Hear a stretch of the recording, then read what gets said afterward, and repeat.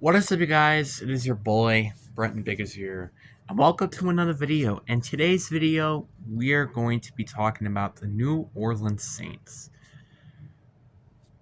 I guess that's really it. But before we get in today's video, I do have to mention some things. One, for example, is obviously this is a series. I have a playlist on my channel. If this is the first time you're here and you want to see like your favorite team, for example, let's say your favorite team was the Seahawks. Like my favorite team is the Seahawks. It will be in that playlist. And if it isn't, that's okay. It just means I haven't uploaded yet. Just to let you know that. But anyways, I really do hope you guys enjoyed this video. Like and subscribe if you haven't already. We're getting very close to getting to 600 subscribers. Hopefully try to get it before the end of this month. But anyways, enough said. Let's get into the video. And let's start off with the backlash. This team is probably without a doubt the worst team heading into the 2025 season. I don't think this is even an argument. Why?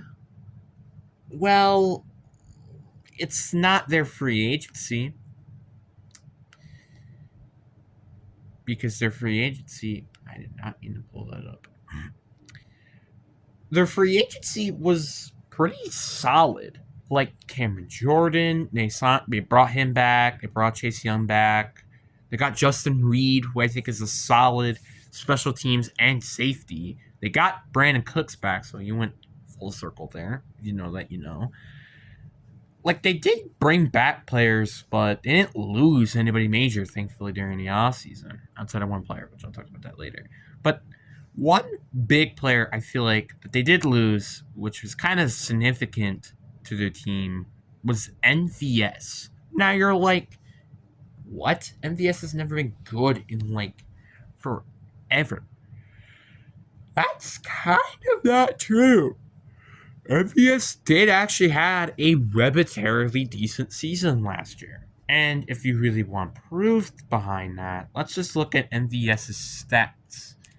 MVS stats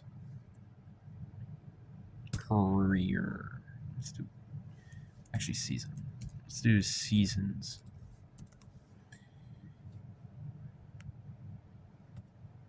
So let's see here. Right? MVS had 19 catches, 411 yards, and 4 touchdowns.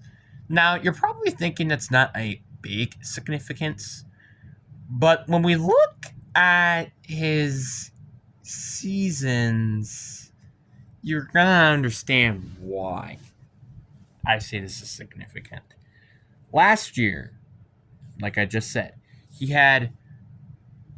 actually had a lot of yards actually last year. Last year he was both on the Bills and the Saints, and he combined over 800 yards, according to ESPN. And the last time he had a season where he at least had over 600 yards was back in 2022. And then before that, 2020. So he's only had 2 seasons where he's gotten over 600 yards. This season, oh wait, never mind. He actually did get 411 yards. My bad. He's had a 411 yards, which was better than what he had last year. I do think MVS is still a solid player. He's a good deep threat receiver, which is what that kind of stands. He was kind of a good deep threat receiver, and that was it. He averaged a 21.6 yards, which is pretty good.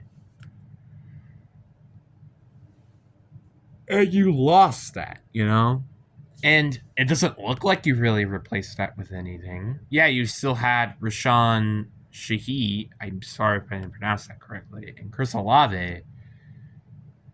And you kind of got Brandon Cooks, but Brandon Cooks is like in his 30s. Like people might say this, like I'd much rather have a MVS, for example, than a Brandon Cooks right now. Obviously, if we're talking about primes, we'll go with Brandon Cooks, right? But if we're talking about now, I'm taking MVS. Bit of a downgrade, in my opinion. And just overall, the roster is pretty garbage. Like, Juwan Johnson, he's a decent tight end. Nothing significant. Alvin Kamara is going to probably progress off of what he had an amazing year last year when healthy. Their offensive line is probably one of the only good things this team currently has going so far. And their defense is just abysmal. Like, I like William McKinstry. I do like Dermontre Jones. I like Cameron Jordan. I like Tyron Matthew. But you know what almost all those players have in common? They're all over their 30s. That's the problem. All those players are over their 30s. And you kind of need to see some bigger significance to players like Brian Breesy, Chase Young, for example. Alontae Taylor, you kind of can get the point. The point is that this team is still not that great. And actually, I forgot to mention this one player because I completely forgot about it. They lost Boston Odebo, who's probably their best corner. So I guess you did lose a little bit more. And to top all that off, you lost Derek Carr at quarterback. Now, people may say, oh, Derek Carr's not a good quarterback. He's definitely way better than what the frick quarterback situation they had. So now we have a QB battle between Tyler Shrug, who they drafted this year, who got a lot of draft buzz, I think, during like the almost before the draft, really. And Spencer Rattler, who was playing your quarterback spot last year when Derek Carr was getting hurt, and he didn't win a single game. That is what your team is, having a quarterback. So I think without a doubt, and everybody can agree with this is the worst quarterback situation to have. Like, you're going to have a quarterback who got up just really all this out of the blue, kind of just became a second round quarterback. And then you have Spencer Rattler, who didn't win a single game last year with like 4 or 5 starts, if I'm not mistaken. Yeah, this is pretty abysmal. Overall, this team is just garbage. So let's just get into the things. I think worst case scenario, you're probably going 0-17. That is your worst case scenario to me. Like, your schedule, I'm looking at it. Maybe you might go 1-16, potentially, like beat the Falcons once or something. Or the Panthers, maybe 2-15, I guess. But like 0-17 to 2-15 is probably my worst case scenario. But then let's look at the best case scenario. Let's say, for example, one of your quarterbacks are relatively decent or good, and Kellen Moore fixes this offense to make it look significant. So let's see here. You will win your week 1 game. I do think you can win your week 2 game, but then you're going to lose 2 straight.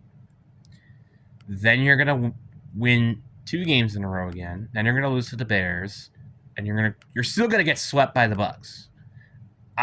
I'm convinced that you're getting swept by the Bucs no matter what.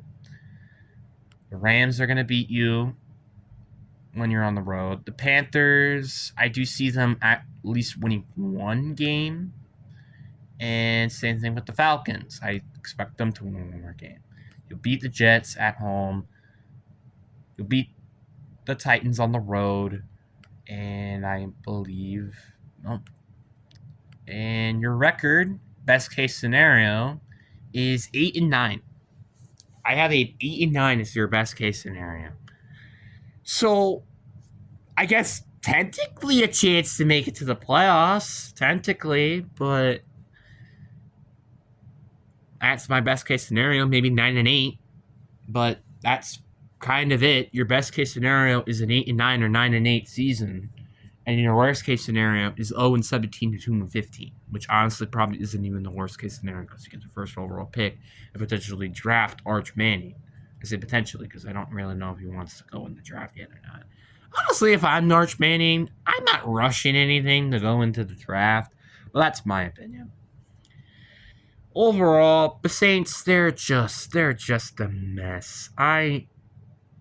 They can honestly go in the playoffs or they can get the first overall pick, and that just is the definition of a mess. That's all I have to say. They are a mess, and they are nothing to do anything good and anything significant. They're just a mess.